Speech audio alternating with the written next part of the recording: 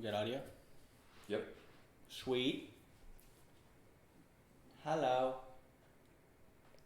How's it going? All right. So the stream is live, and now it's time to record a podcast. It's podcast time. You're about to see how we make the sausage. All right. I don't want to see the video. Yeah, get oh, I just I'll want cut that. Yeah, never mind. Okay. I didn't like that it was on a delay. Yeah, no, it's disturbing sometimes to look at the delay. All right, so you guys ready? Let's make sausage. Welcome to the Podcast Discovery Show, the podcast that's about other podcasts. It's kind of like a book club, but instead of Stephen King, it's more Ira Glass. So with that, let's start talking about podcasts. And what is this week's recommendation for our kickoff episode of 2020? We've got the most riveting possible show that we could ever do, thanks to Josh. Yeah, so Josh gave us his a parting recommendation, gift. and it's a show called Striped. That is the history of the White Stripes, produced by Third Man Records, Jack White's production company and label and record. They make records and all kinds of stuff. But yeah, this is the story of the White Stripes. Yeah, and his recommendation was the first 3 episodes of the show. We listened to me and Zach both listened to the whole thing. Oh, by the way, I'm Kirk. I'm Zach. I'm Phil. This is Phil. And yeah, this is really good so far. I think Phil's gonna have to get used to the camera as well as No, me. ignore it. I'm not looking at it. Just look at each other. Don't I'm looking at you. look in my eyes. Look in my eyes. Look into my eyes. Yeah. So, what did you guys think of the show? Let's get it all out in the open right now. Production-wise, Good. the actual show itself, it is well made. They have tons of clips from very old White Stripes concerts. They really do kind of immerse you in what the scene was. You know, it's very well researched. Mm-hmm. It is a pretty good picture of what was happening at the time. And here's what he was referring to. It's a little dry. Especially, episode 1, maybe, and this is kind of on us.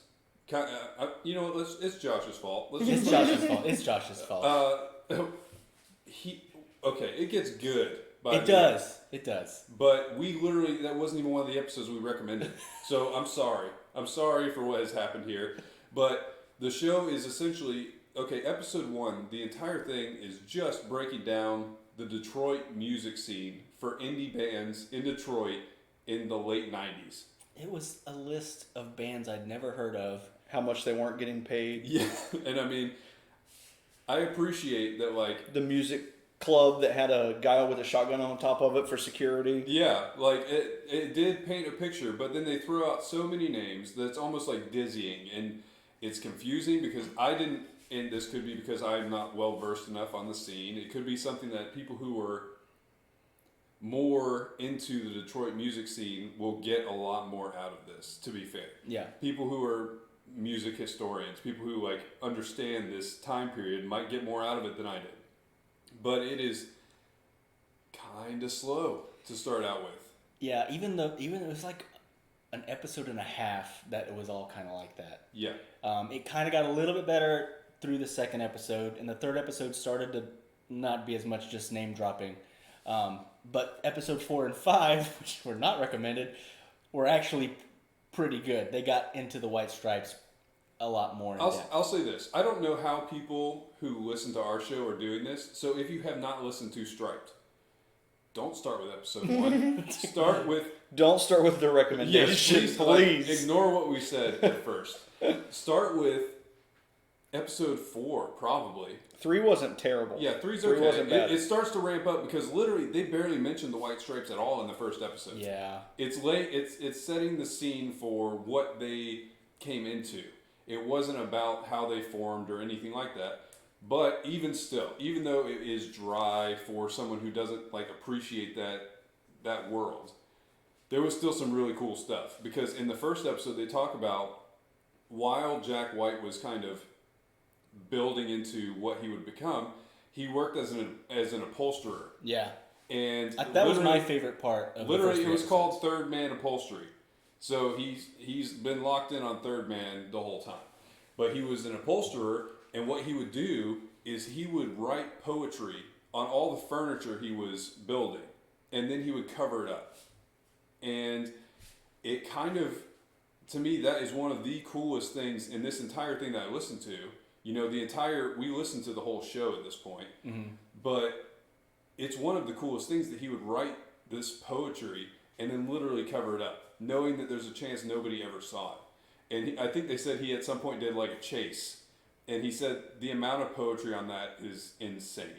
And so I should like to think, what if somebody has one of those couches and just they don't know it, but sitting in their living room is paragraphs of Jack White poetry from when he was like a kid and just doing weird things because he wanted to. Probably some early White Stripes lyrics written on there. Yeah, it just says Icky Thump over and over again. Seven Nation Army couldn't hold him back. Neither can this furniture upholsterer. Yeah, and so even though it was like, it almost felt like a history podcast for the first episode.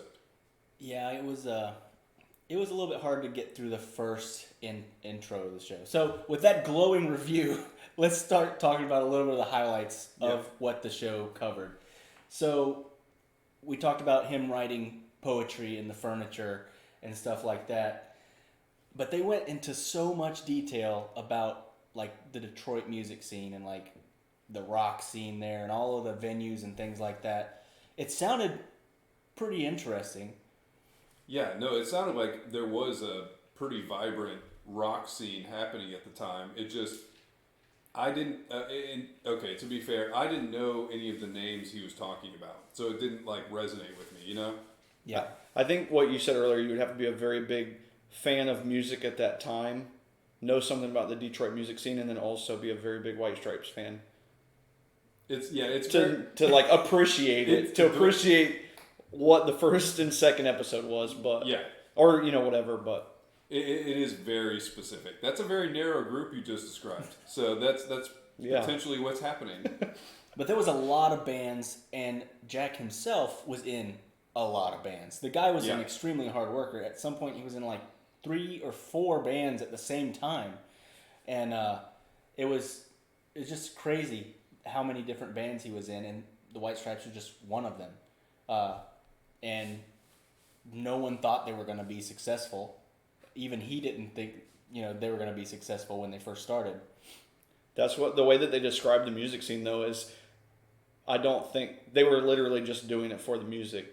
They probably had no idea that they were ever going to be what they are currently. So they were like, oh yeah, let's just play music. That's what we like doing, but. And it kind of pays off. Honestly, that's kind of a cool mindset to be in, where they're not really concerned about making it big. They're not concerned about selling records or anything. They just want to make the music they want to make. There is that, like, don't get us wrong. Yes, it is dry, especially in the early stuff, but like it does break down some of the passion that he was experiencing and his drive to just make music. And that's, in the end, that's probably, that drive is what makes the White Stripes so good, is because the White Stripes don't really sound like anybody else. They sound like the White Stripes, and that's because he just dug into what he wanted to do and got there. Yeah.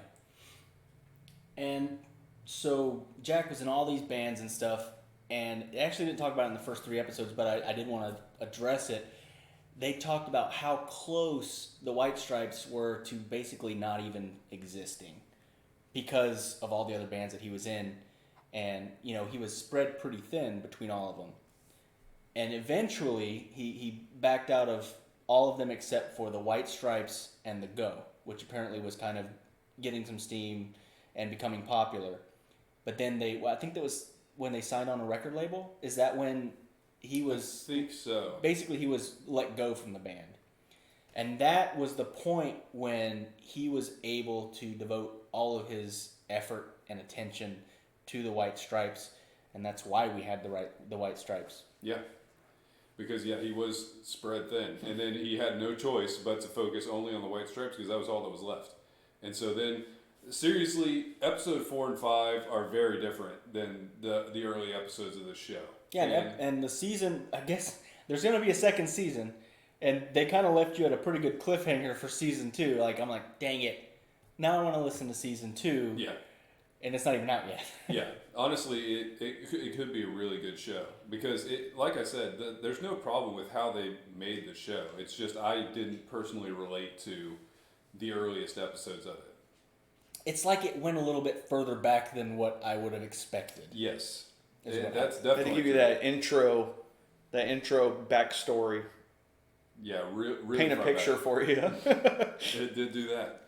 So we looked up a few interesting facts about the White Stripes because I didn't know a lot about them. I knew some of their popular songs, the ones that they would play on the radio every now and then, or on MTV. So that's my knowledge of the White Stripes. So I looked into them a little bit, and so we talked about him being an upholsterer and stuff like that. I asked Zach this while we were listening to the show. I think we're like episode 5 already, and I'm like, were they married? Were they brother and sister? Like, what is the story here?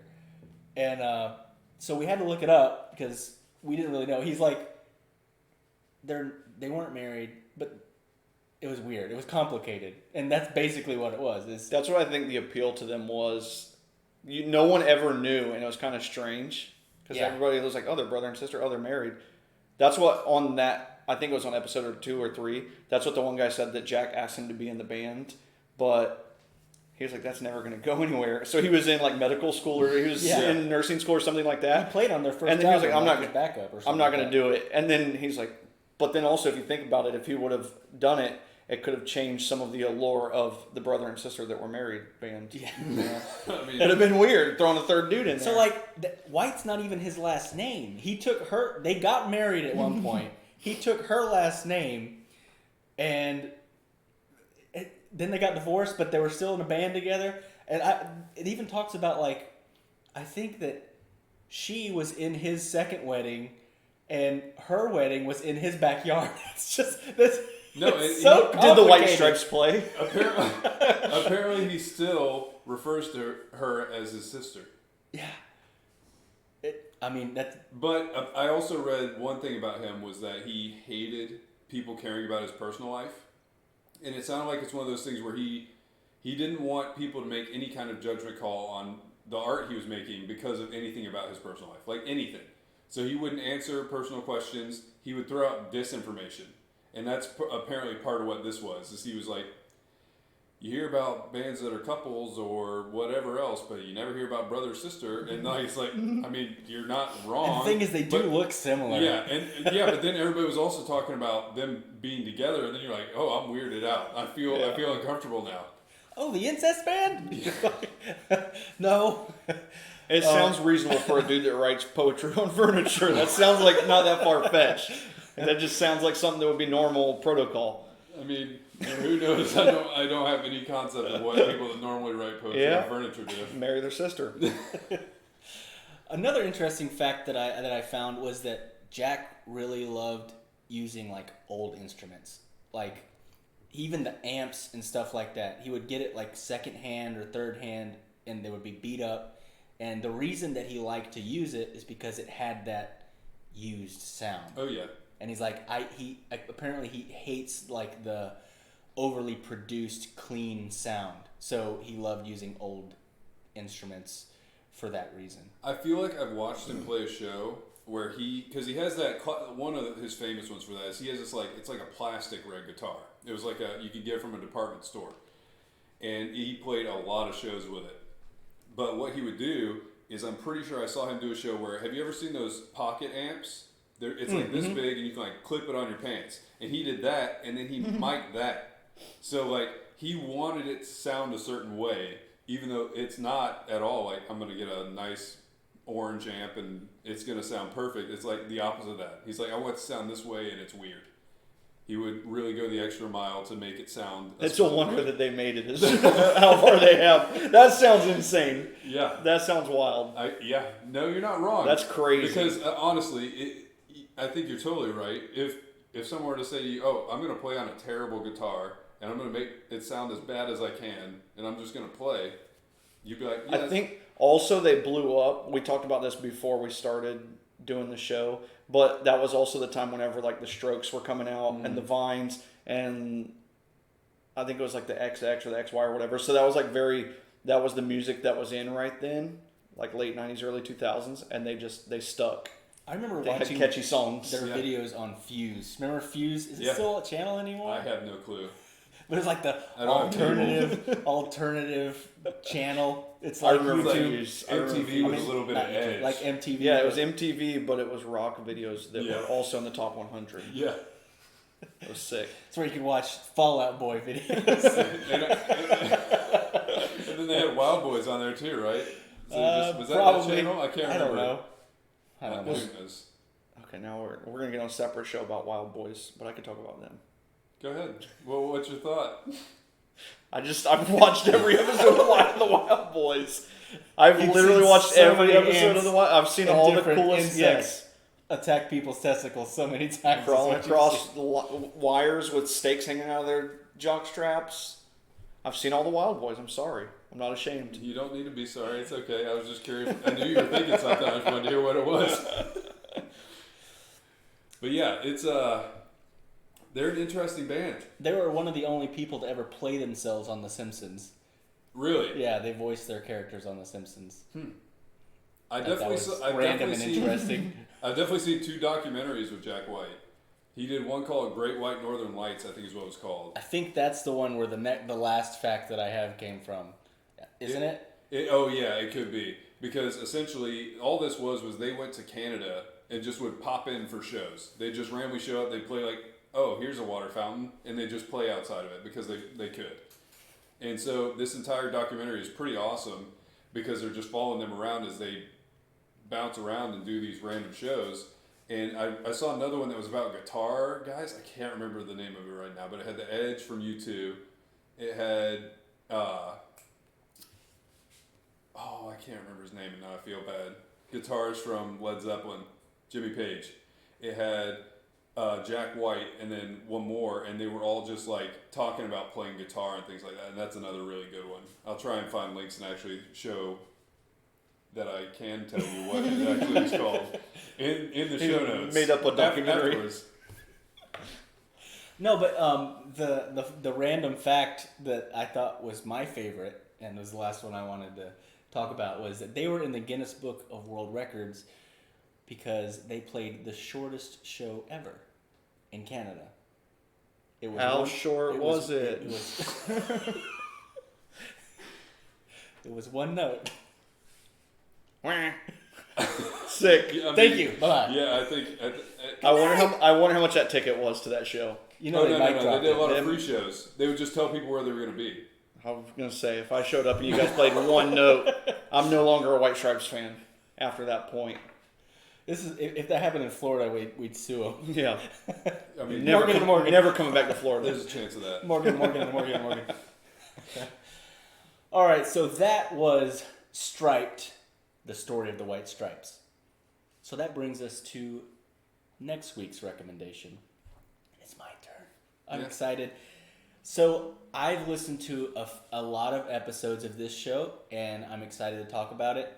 It's called Dexplanations, and the episode that I'm going to recommend is about space law. And as a bonus, an episode that I'm not going to recommend, but that I'm going to talk about because I can't not talk about it. They did a whole episode about farts. And I loved it. So we're going to talk about that one too. So if you're not squeamish, listen to that one too. No, Dexplanations, space law. And remember, There's always more to discover. what? Where's that 20 minutes? I mean, We don't have anything else to say about yeah, no, that's true. We could have just the kept White it going. Stripes. I guess I should hit this record button to stop that. We're probably more like 15 because we took like 7 minutes to start. I'm hoping that recorded somewhere. I'm hoping so too. Oh, I guess I should. Hey, bye everybody. We'll be right back. Yeah, we're gonna be back with Todd's The Other Discovery Show. And we don't feel sad about it, and we're not going to just talk trash about all of our Discovery topics. See you in a minute.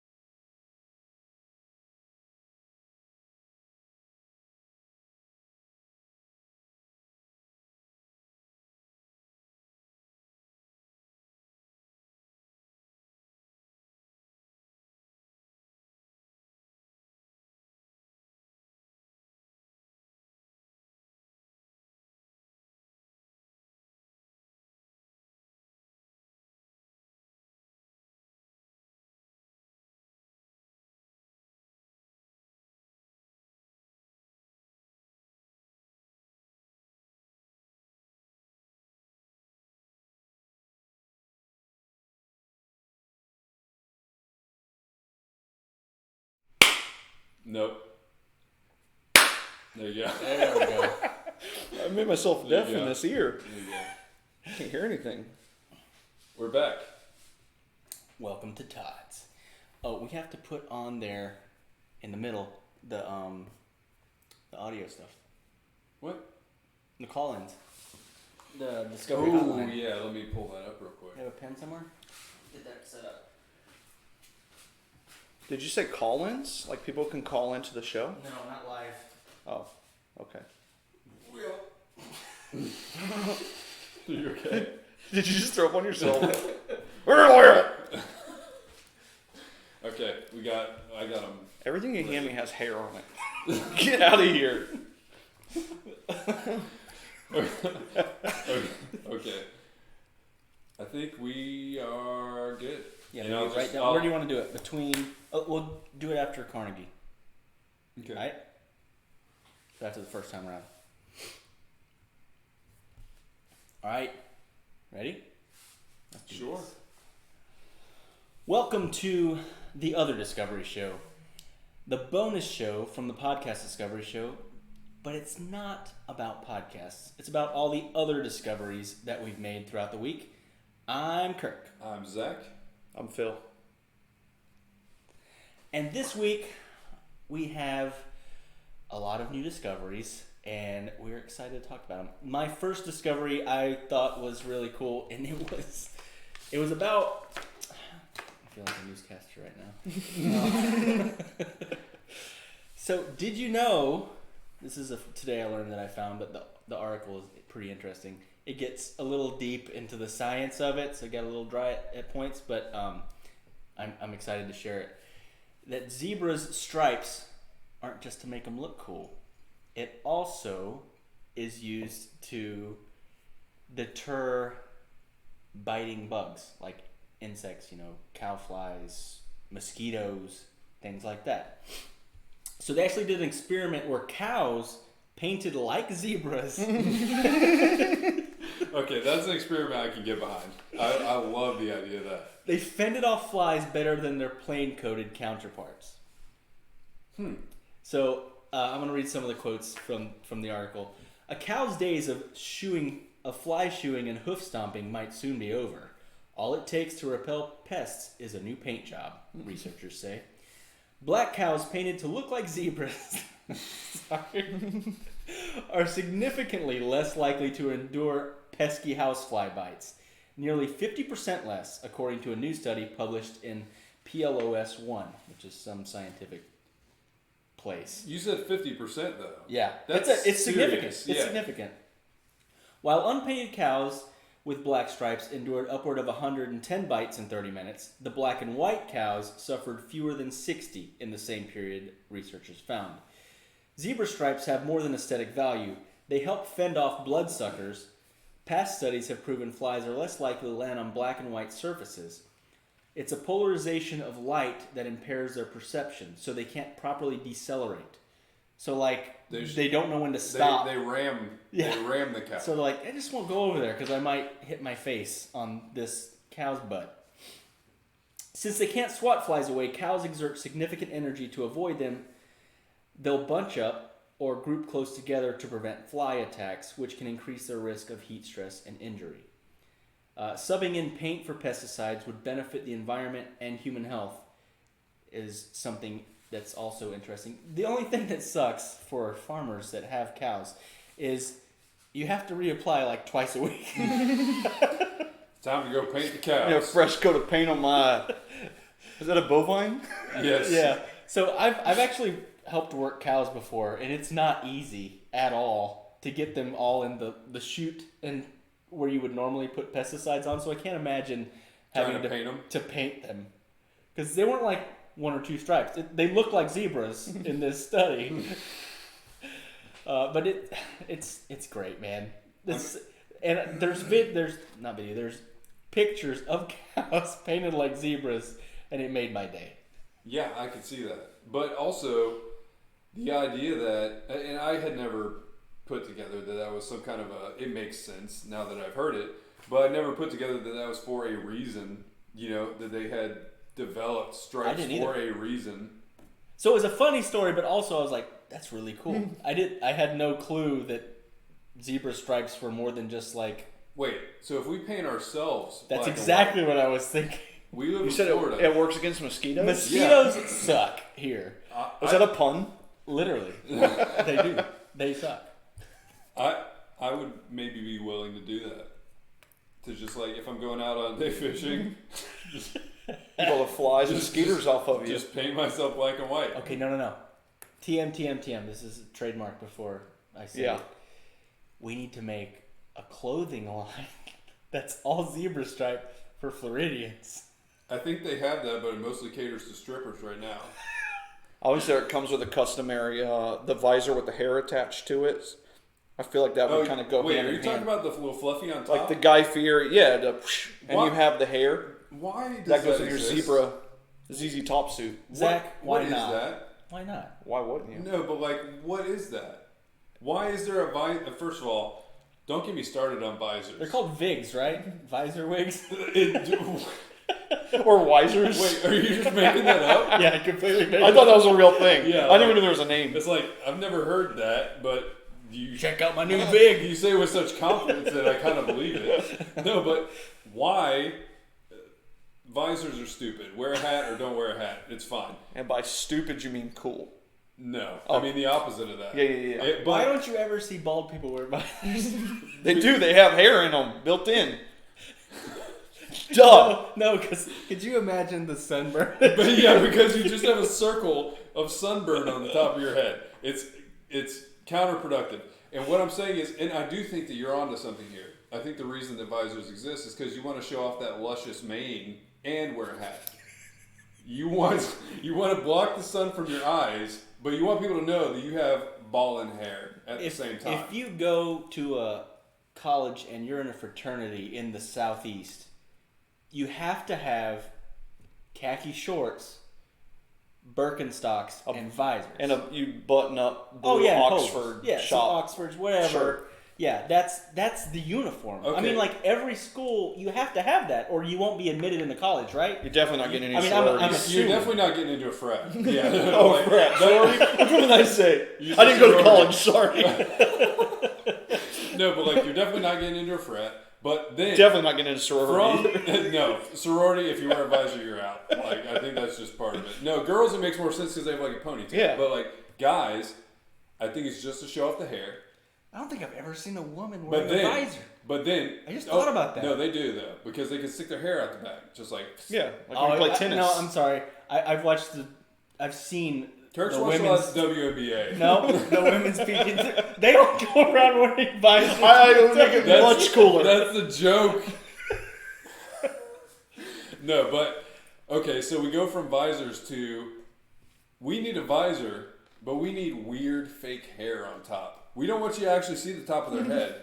We need some kind of fluffy Dr. Seuss Guy Fieri mixture out the top. So people like, even if you don't have hair, we got you covered. You're gonna have some fluffies out the top of your visor. Who is that? Why? I'm going to take it one step further because I definitely saw a guy the other day in downtown wearing that, but it was a MAGA hat. Oh my god! Oh my! So it was cool. I thought it was really cool. No, that's the worst. That is the worst. It was definitely a MAGA visor, Okay, what was? and it had Trump hair on top. Oh, It really my did. God! Like So a blonde comb over? Yes, it had a orange. it just had like Poof. fluffy. It was sick. I was like, man, I kind of want one of those. I'm upset Christmas is over. You know. That is ridiculous. That I had no idea that existed. Maybe it shouldn't, but it does, Yeah, it probably should not. But it and does. that's where we are. So I discovered something this week I would like to talk about, and it kind of hits close to home. Zach, how tall are you? I'm pushing 6'3", so Okay. probably like between 6'2" and 6'3". On a good day, if I have good posture, I'm 6 foot tall, ish. Kirk, we've known each other since the 6th grade. How much have you grown since middle school? How like tall how are you- you, Kirk? I like how you frame his that way. Yeah, just a little different. Just give everybody, if they're not watching, they can listen and just, I can paint a visual picture. I've grown about 3 inches. So that you're 5'4" now? No, I started at 5'4". Now I'm like 5'6". Okay. I read a thing this week 5'7". that you might be interested That's the math. Let me ask you a question. If you could have surgery to make yourself taller, would you do it? And how much is that worth? Now, no. When I was younger, yeah. Yeah, a young, formidable age. Because there was a few kids maybe that were in this that picked on me for being short. I remember, literally, this is no joke.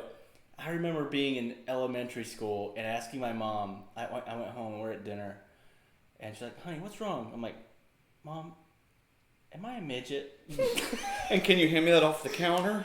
Because everybody used to call me that, and I thought that I was. I literally thought as a small child Like, I'm laughing that I was a but that little is sad. person. If you're interested in having the surgery as an adult, Dr. Kevin Debbie Parshard? What was that? That's how he says it, I think. He has a place in Las Vegas called the Limb Plast X. They opened in 2018. He's already had 30 patients for $76,000. Ooh. What? Can I tell you that the size increase is not worth it? This dude gained about 5 to 6 inches of height.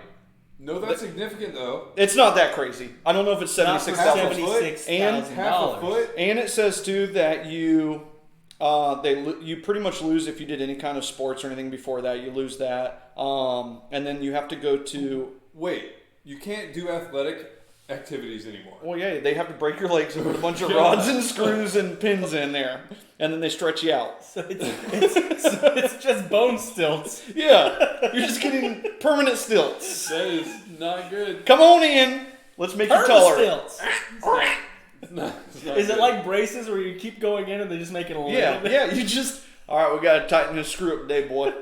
Those And then it was few days also after it's gotta be painful. it was also too. It said how much like physical therapy they had to go to. Like it was like 2 or 3 months worth of physical therapy, and then they might start walking good again in the future. That is the worst. All of this is terrible. I just don't know, man. That's No, okay. almost $100,000 for like 5 inches. Don't get me wrong. You're not wrong. I think That's that what is she not said. worth it. I don't think that's worth it because, you might be able to walk again one day. You're going to be taller though. You might be able to walk again. You're going to look real tall on those crutches. You're definitely not going to have a cool NBA career because you can't play sports anymore. Somebody hits you in the leg with a basketball, you're done. You're toast. Yeah, I think if you get hit by a light breeze, your leg's going to break. And so it's like, is that really worth being a little taller? Maybe not. That's why I Probably think not. the guy that they If showed. I was ever going to do it, it's got to be made out of whatever that metal that Wolverine's made Yeah, out of. that's adamantium. Okay, so I like- want to be a mutant. I want to be So cool. yeah, fictional If I could get metal skeleton. adamantium Easy for you to say. legs, then maybe I would do it. I mean, Or like carbon fiber. Like I'm really fast now. I'm super tall at 5'11". I'm aerodynamic. My Dude, I'll be- bone strength is good, but my weight's light. So for $100,000, you could be 6'1". That is, and not be able to walk I could anymore. still be shorter That'd than be cool. Zach. You could set your seat back like one notch in your truck. That'd be cool. You'd be a little bit farther away from the gas. And you just have to take a rascal everywhere because you can't walk anymore. Everyone wouldn't be frustrated when they get in my truck in the driver's seat if I ask them to drive. But then your arms still stay the normal size of your, proportionate to So your body. You end up being a T-Rex Yeah, for the rest of your life. You're not going to be able to tie your own shoes. No, I will say, and this isn't to be mean to you, but I can't even get in there. I can't get in that truck. Like, I can't. This is my point. Especially the first time you're like, "Hey, can you drive?" And they get like, "What the heck? What? Who sits here?" Me. I sit there. Yeah, it's just, I have to, I can't even fit in there. But that is not, it's fine. I don't think you should get this surgery. I don't think you should get this surgery. That sounds terrible. It sounds rough. Yeah, that sounds like not worth it. So, this week, I discovered, and it wasn't the first time I discovered it, I just kind of dug in again. Are you guys familiar with Andrew Carnegie? An American legend, I guess you'd say. He came over from Scotland, I believe. Is that the philanthropist guy? Yes. Okay. Well, he got there eventually. So he built a steel and like rail empire, and he sold this for $400 million in 1901. God, what? Okay. Does it say Okay. what that equates to? I'd like to now? see a Carnegie's share of this amount amounted to $225 million. In 2019, that's $6.93 billion. So he built an empire.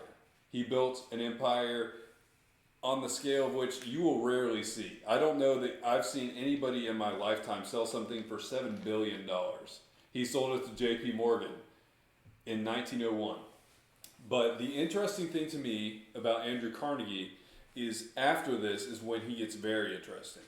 So after he sold out of his steel business, he became essentially the lighthouse for philanthropists and like billionaires until now.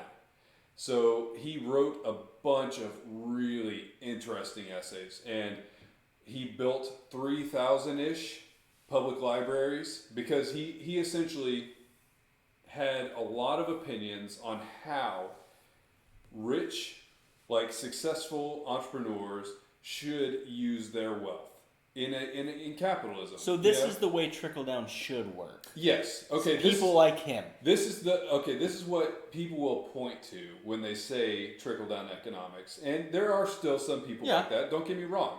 I mean, And the Microsoft guy. Dang it, Bill Bill Gates. Yeah. Warren Buffett has essentially promised his entire fortune. They've done more away. good for the world than, so much stinking stuff. But we're living in yeah. a time where people are examining this a lot. They're examining the gap between the richest and the poorest. They're examining how the richest are using their money. And first of all, I think that's fair. I think that is 100% fair.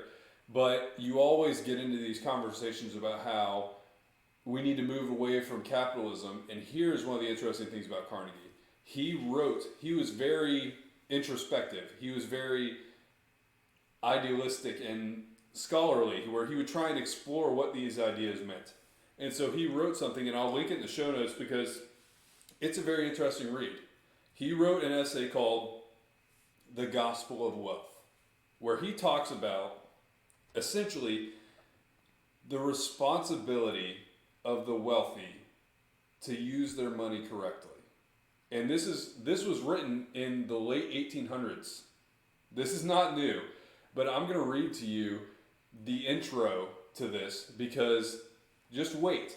This is like over 100 years ago, but listen to how relevant this is right now.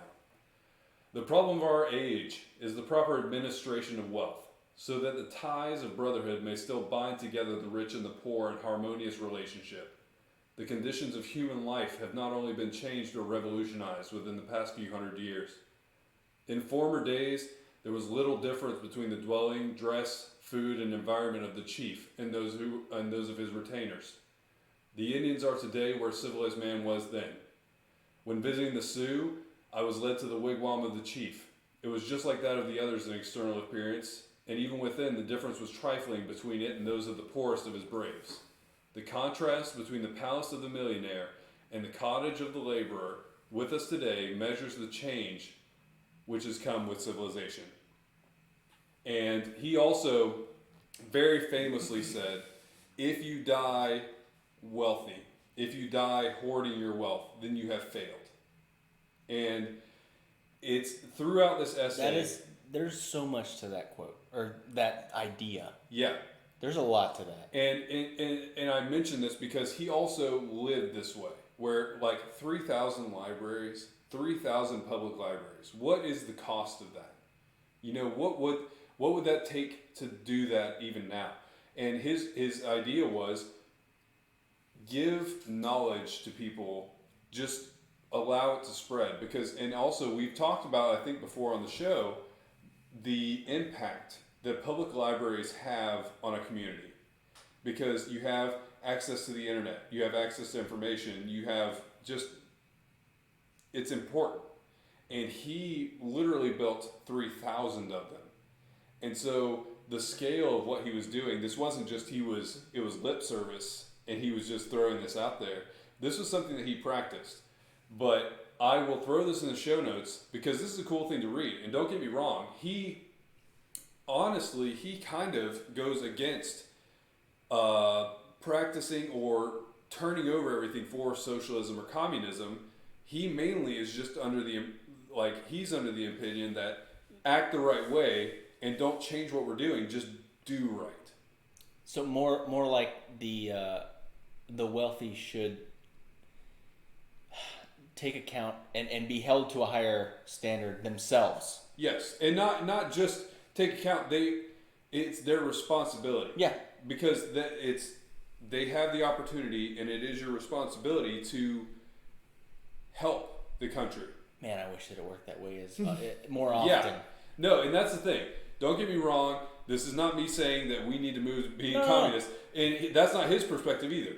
But just this is one of the most successful American success stories in general. He followed the American dream. He was an entrepreneur. He built an empire. He sold it, and then he went on to benefit the lives of poor Americans. He went on to benefit the lives of countless thousands of Americans because of his fortune.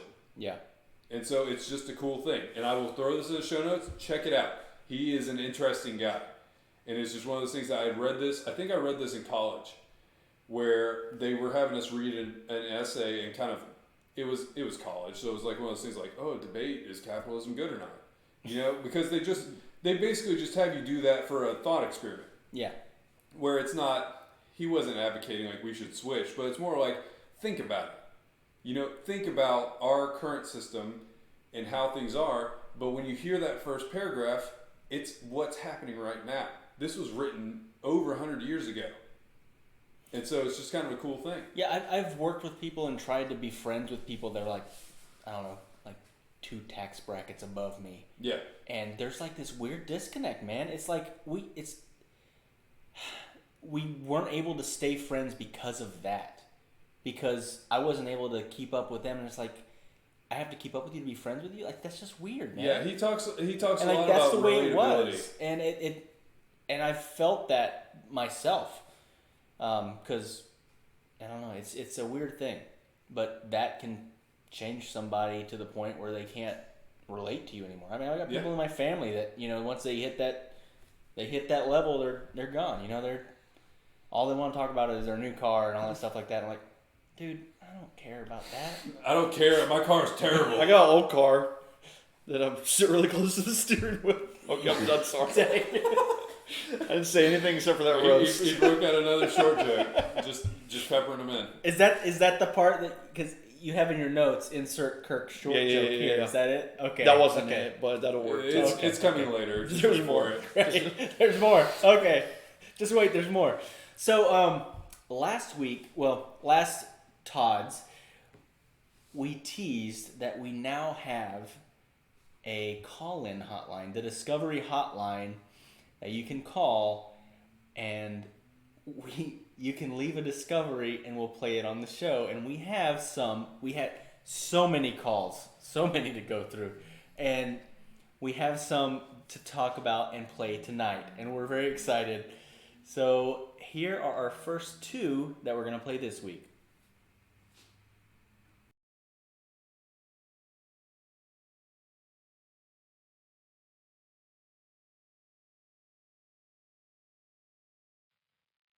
Yeah, they don't have any apples at the Apple store, just a bunch of computers. So don't go in there if your blood sugar's low.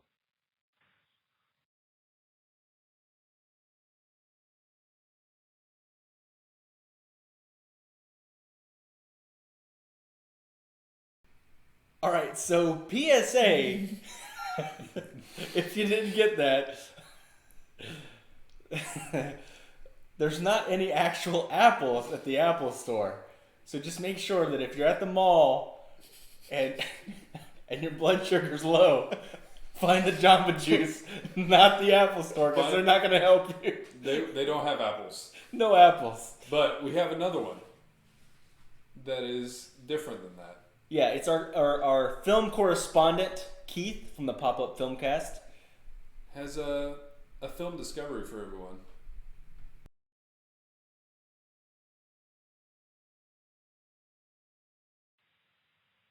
Hey, Kirk. Hey, Zach. This is Keith from the podcast, from the Pop-Up Filmcast. Jeez, Pete.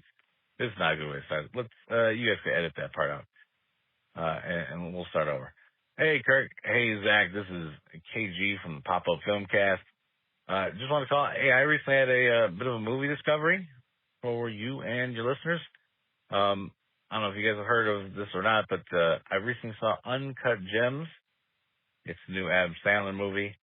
And it's pretty darn good. The last 15 minutes or so I found to be really quite riveting. Overall, I mean, it's not Sandler doing his normal buffoon thing, which is kind of really what hooked me in the first place. It's written and directed by the Safdie brothers. Basically, Adam Sandler plays a jewel seller, whatever term. He's got a really nice exclusive shop. Gets a whole bunch of people coming through all the time, buying some very expensive wares and stuff like that. But he's also got a bit of a gambling problem. Kevin Garnett shows up, the basketball player, former NBA legend Kevin Garnett, and the things go for a wild ride from there. It is, it's a little over 2 hours long, so it's a little bit on the long side of a movie for me. I think they could cut it down a bit and tighten it up, but overall, it's well worth the watch. It's probably, you can get away with it watching it at home, streaming or like through a Redbox rental or something like that. But good movie. That's Uncut Gems, and that's my movie discovery of the week for you guys. All right, talk to you later. Bye.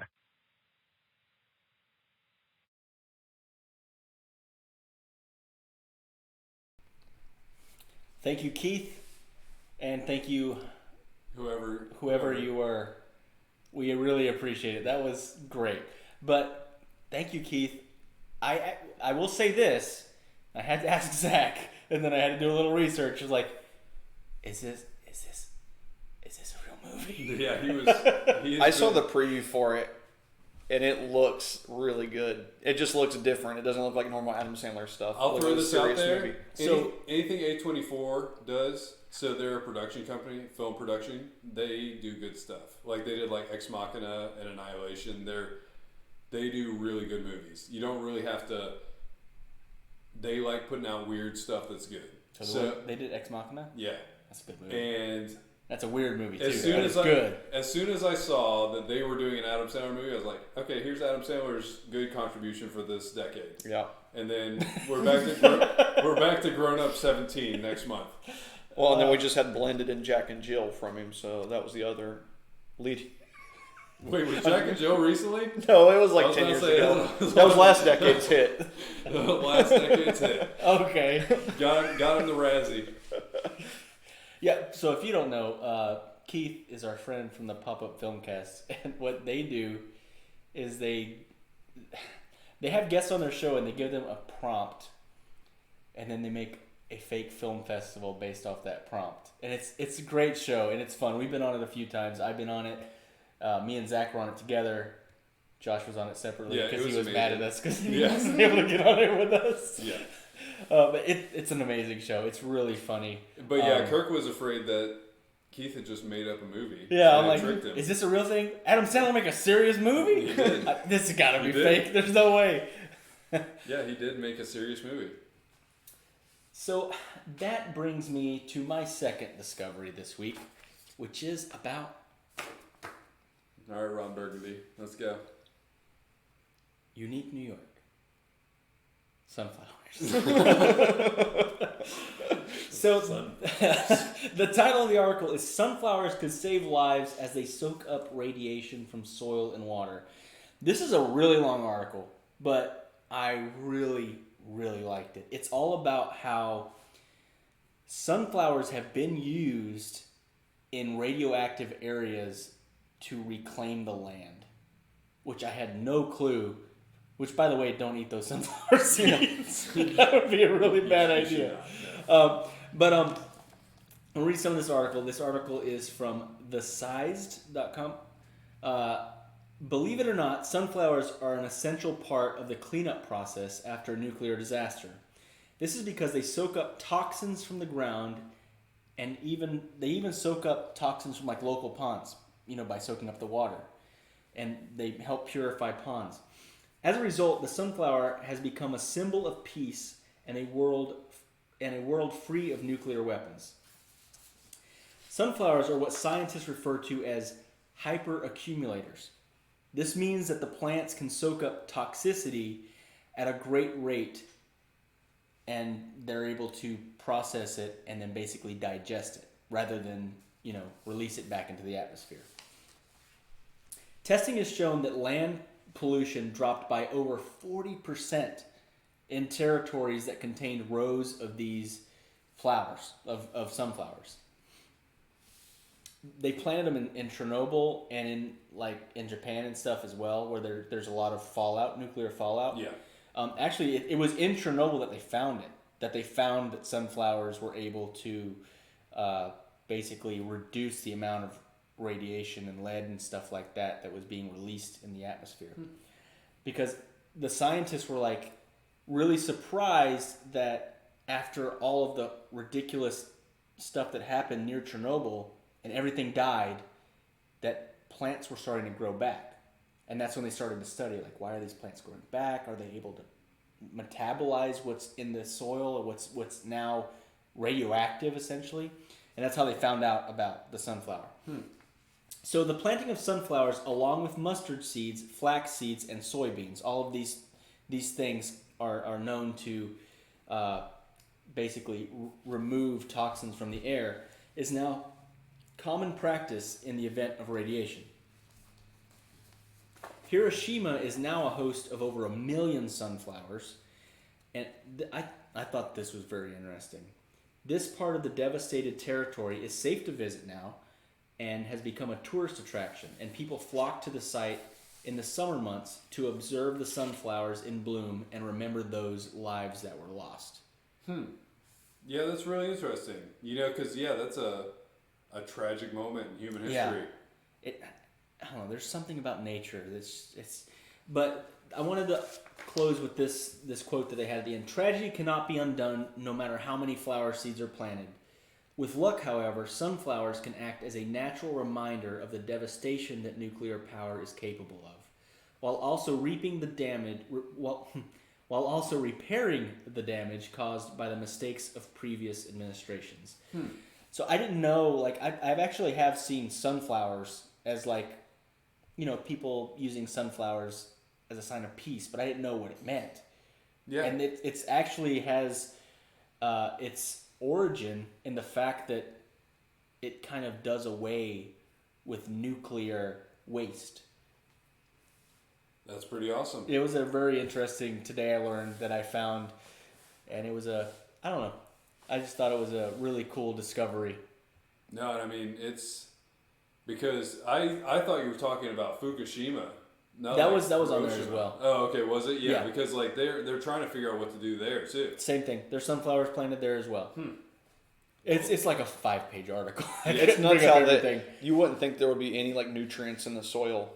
Yeah, exactly. To provide life-sustaining stuff, but just killed everything, beneficial, negative, everything.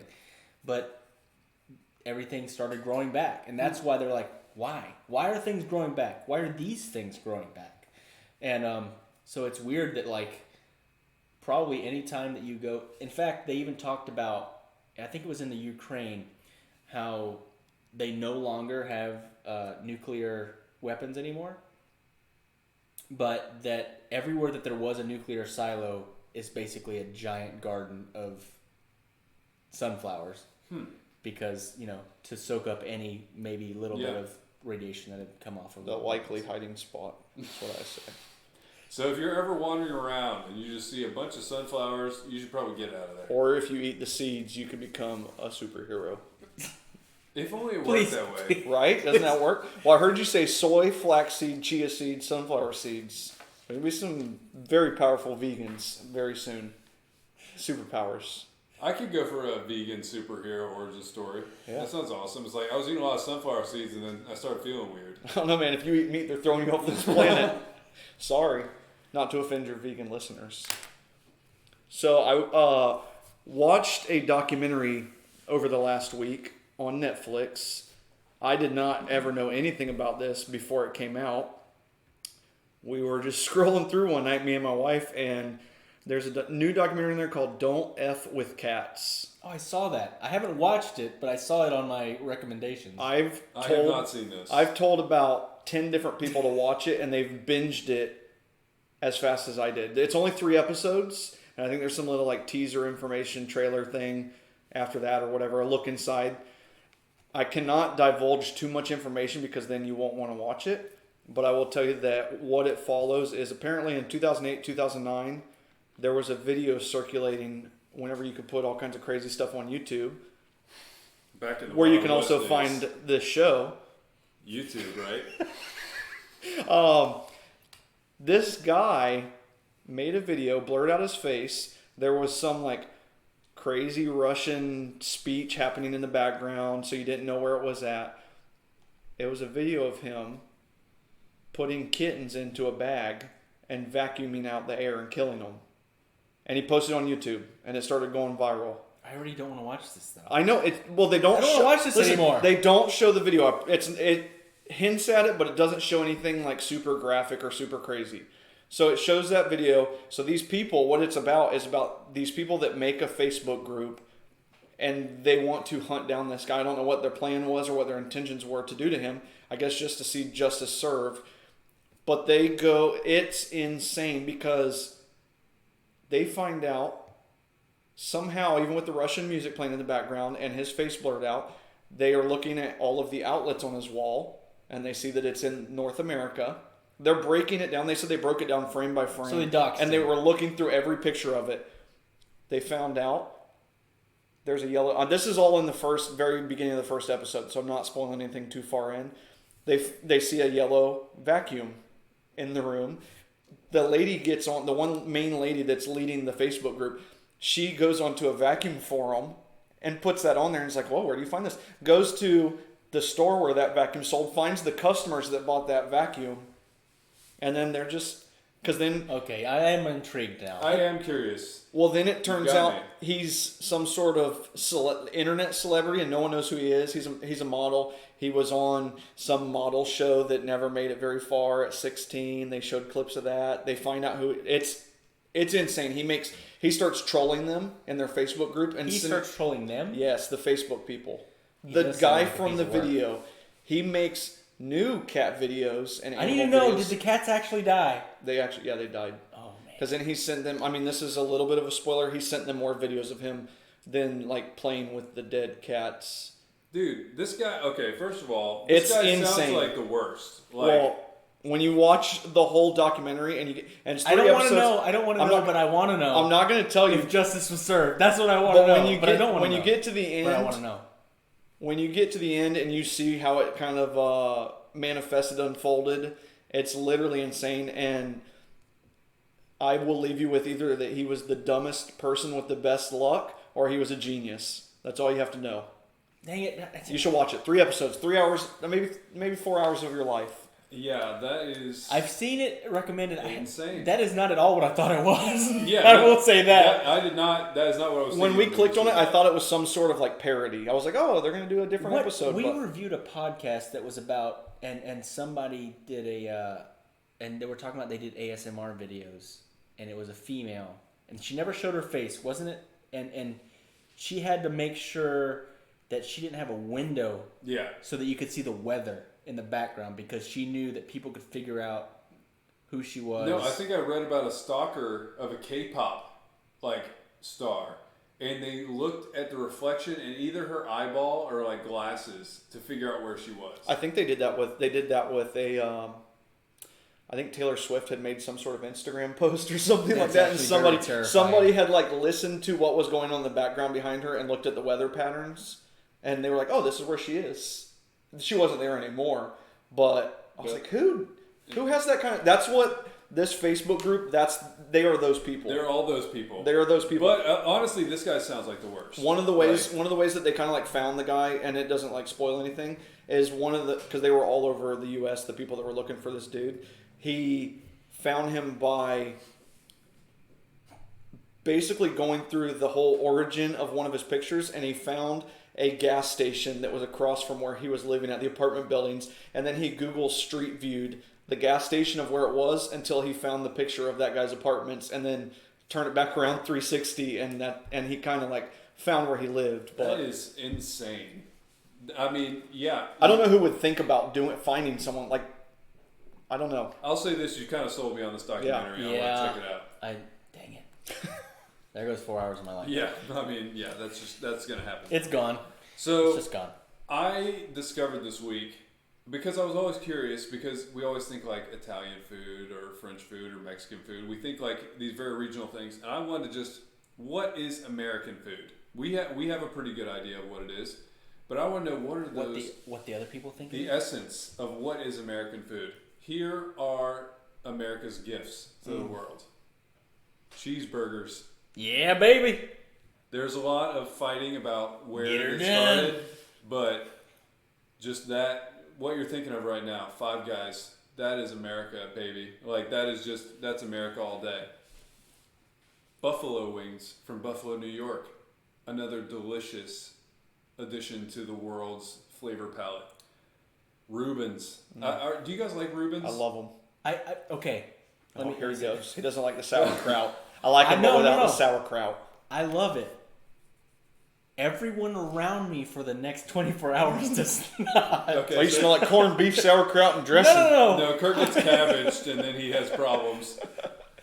My stomach processes things differently than most people's. Kirk has a very healthy stomach. Yeah. He keeps telling me all the time. Regular. I learned it from Dexplanations about farts. Okay, wait. We'll talk about this next week. No spoilies. Okay, so Reuben's. Pecan pie.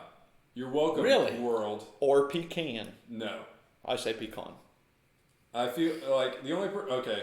Which one's southern? Pecan is the southern Pecan, one. right? Well, I feel like it's not only southern because I'm southern, but still, like, okay, we had a teacher in high school. I won't say his name, but you guys know him. He's like, you say trash can, not trash con.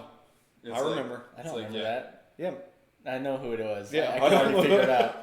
Tinstoffel, right? Yes, yeah, Tinstoffel. Okay, yeah, that's we're the there. guy. We're there. Chocolate chip cookies. What? You're welcome, world. You're welcome. S'mores. It took an American to figure that out. Chocolate chip cookies? Yeah. It's all just like butter and fat. You're welcome. I'm more into s'mores than I am chocolate chip cookies. I love that I'm half Mexican and half American, so I can say you're welcome for that, and you're welcome for tacos. I mean, yeah, you should say I that. thought this list was going to be Chinese food, Mexican food. No. Why would you think that? That's the opposite. French fries. I mean, honestly, okay, it is true that Chinese food, like Chinese takeout food, is basically American. Pizza. Keep naming them because I do want to. Yeah. I have a question after. Lobster this. rolls. Okay. So that's Really? That's northeast. Yeah, that's like Okay. Maine. Corn dogs. I love corn dogs. Brownies. Okay, I like brownies. Are you starting to see a theme? Okay. Where none of this is like, oh, here's a health food. Nothing so far has not involved bread. Hey. Ranch dressing. Okay. No bread. No bread on bread. ranch dressing, but you can dip bread in it. Deep dish pizza. Yeah, baby. Philly cheesesteak. Oh, I love Philly cheesesteaks. Tater tots. What about, have you heard of tater tachos? Yes. It's So not what, you make nachos it's with nachos tater on tots? top of tater. It's I mean, the new I could go thing. for that. And I read another one of these that also had like candy corn, but it's like, I don't want that one. That's gross. Candy corn No, tastes thanks. like you're eating a sweet candle. Yeah. It's the worst. It is terrible. This candle smells good and tastes good too. Tastes like Halloween. It's so bad. Do you guys like candy corn? I hate candy corn. Oh, it's so bad. But yeah, you're welcome, world. These things are delicious and terrible for you. I have a question, and I know there's not an answer, but this is just a thought experiment. Just like we have Mexican restaurants and Chinese restaurants and Vietnamese restaurants, and you Sure. get it. Is there American restaurants at other countries? Yeah, McDonald's. No. I'm talking about, is there like, hey, I'm going to go to the American restaurant Yeah. today. I think they do. But, I mean, Is have you there- ever seen like an American section at a store in England? It's like all I haven't. Pop-Tarts. It's like 90%. I'm going to the American store. I got to get some brownies, tater tots, and corn dogs. No, what I'm saying is like, okay, imagine if you went to Publix and there was an English No wonder section. we're so fat. Yeah.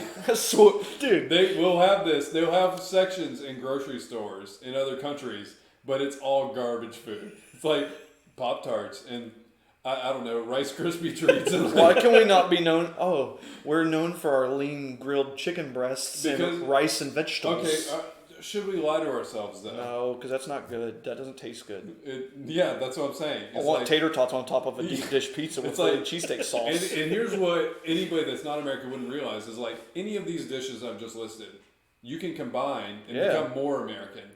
If you want to make a deep dish tater tot, people will do that. All right. If you want to do a lobster roll with s'mores on it, Why not?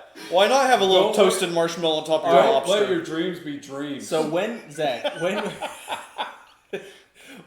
S'more lobster rolls didn't quit being cool. People quit being cool. when we finally decide to make our barcade, we have to have on the menu the all-American 5-course meal.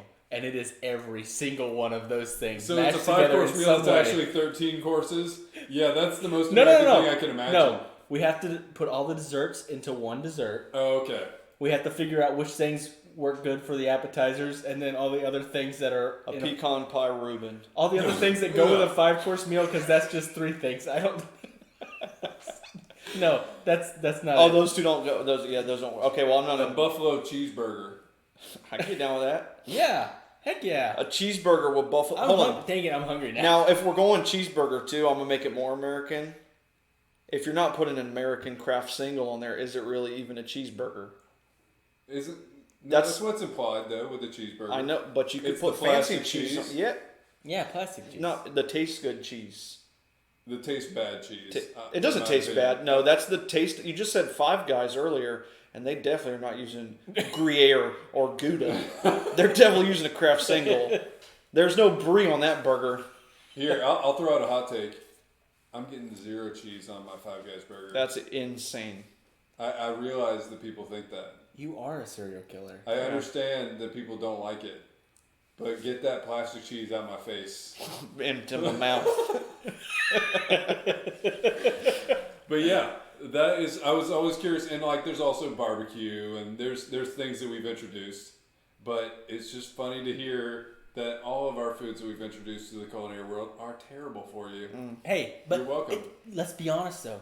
They all taste real good. Oh, they taste great. They all taste real good, America. Yeah, it's not like England's got blood, sausage, and tomatoes for their brekkie.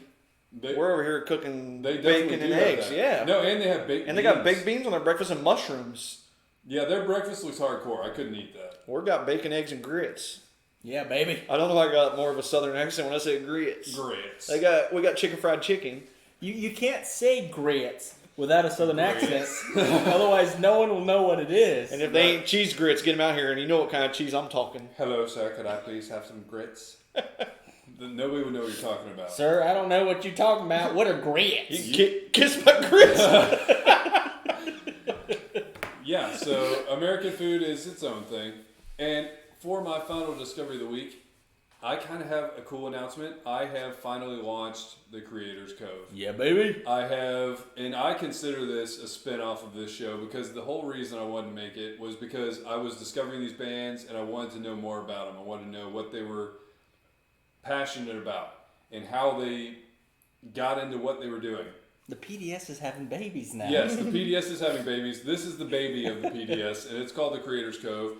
And the first episode I put out is with Hollis Brown. And this is somebody that I literally was reaching out for the PDS and just had an opportunity to talk to the lead singer, Mike Montali, and I took it. I took the opportunity, and it spun off into a show. Yeah, And your so life's been a lot different since then. It has been. Yeah, it has been. People different. don't know that, but your life's been a lot different. Yeah, I've been in a lot of venues late at night. It's been different, but it's been a crazy experience. And Mike is an awesome guy. If you would like to hear more about him, they're from Queens. They are making their twist on classic rock. So they grew up on rock. just the classic stuff, the good stuff. And they wanted to put their twist on it. They wanted to put a current twist on what is kind of considered like an old genre now. You know, because really rock bands are not like the headliners anymore. It's not, usually it's like EDM or pop music is the people who are selling out stadiums right now. But they wanted to stay true to what they were about. They had a lot of different influences growing up in Queens. And I had a whole conversation with them. You can check it out on Creators Cove. But the song this week is called Go For It by Hollis Brown. Thanks for listening, and we will talk to you next week. Go for it. I gotta pee so bad.